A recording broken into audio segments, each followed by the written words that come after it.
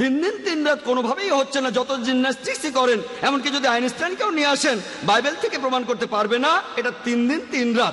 নভেম্বরের শেষের দিকে ঢাকায় আসছেন বিশ্বখ্যাত ইসলামিক ব্যক্তিত্ব ডাক্তার জাকির নায়েক। তিনি একটি দাতব্য অনুষ্ঠানে যোগ দেবেন বলে জানা গেছে।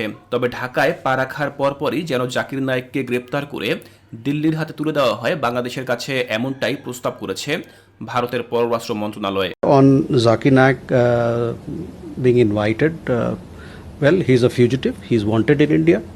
So we expect that wherever he goes, those people will take due action against him and meet our security concerns. বৃহস্পতিবার নিয়মিত প্রেস ব্রিফিংয়ে ভারতের পররাষ্ট্র মন্ত্রণালয়ের মুখপাত্র রণধীর জয়সওয়ালের কাছে জাকির নায়েকের সম্ভাব্য ঢাকা সফর নিয়ে প্রশ্ন করেছিলেন এক সাংবাদিক তার প্রশ্ন জিজ্ঞাসা করেন, জাকির নায়েক আগামী মাসে বাংলাদেশে আসবেন বলে সংবাদ প্রকাশিত হয়েছে। বাংলাদেশ সরকার কি তাকে ভারতের কাছে হস্তান্তর করতে পারে, সে বিষয়ে অনুরোধ করার কোনো প্রস্তাব আছে কিনা? জবাবে জয়সওয়াল জানান, তাদের প্রত্যাশা বাংলাদেশ জাকির নায়েককে গ্রেপ্তার করে দিল্লির হাতে তুলে দেবে।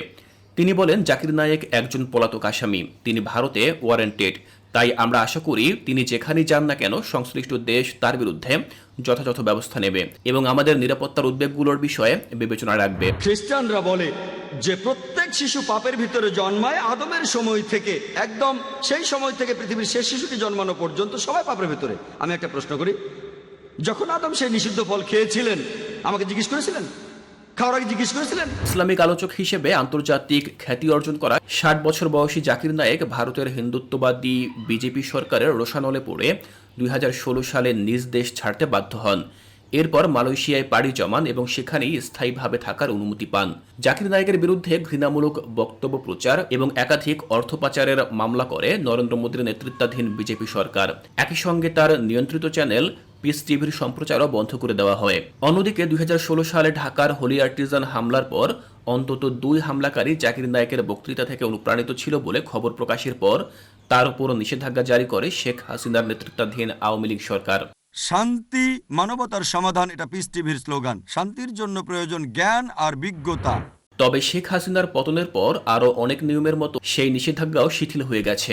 এমন প্রেক্ষাপটে এবার ঢাকায় আসছেন ডাক্তার জাকির নায়েক। ডাক্তার জাকির নায়েক আগামী 28 ও 29 নভেম্বর বাংলাদেশের একটি দাতব্য অনুষ্ঠানে যোগ দিতে ঢাকায় আসবেন বলে জানা গেছে। স্পার্ক ইভেন্ট ম্যানেজমেন্টের আয়োজনে অনুষ্ঠানটির স্থান হতে পারে আগারগাঁও এলাকায়।